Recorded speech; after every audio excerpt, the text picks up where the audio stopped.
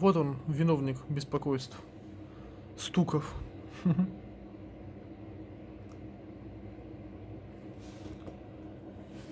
Амортизатор Монро. Газовый.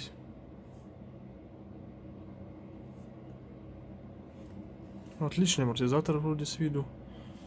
Абсолютно нигде ни одной течи нету. Не течет. Шток нигде радугась не цветет. То есть перегрева нигде не видно. Шток ровненький весь. Без царапин, без всего. Ни ржавчины, ни гнили нет. Пробег 30 тысяч километров. И отлично работает. На вход и на выход. Просто шикарный амортизатор.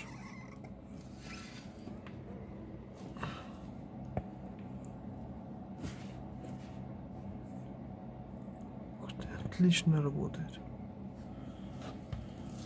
Но, к сожалению, увы, будем менять его на другой. А все почему?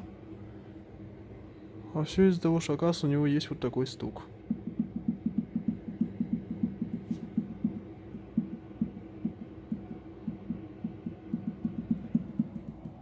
Именно вот в этом месте. Так. Именно в этом у нас месте идет этот стук.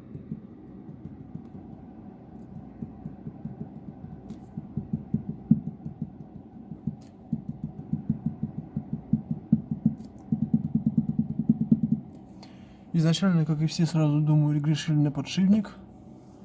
Я то же самое. Пошел и поставил новый подшипник. Купил, заказал, поставил.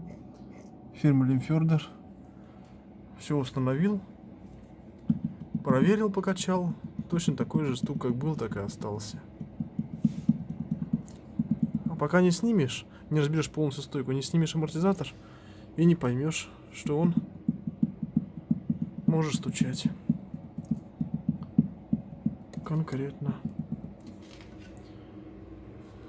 Так что будем его менять.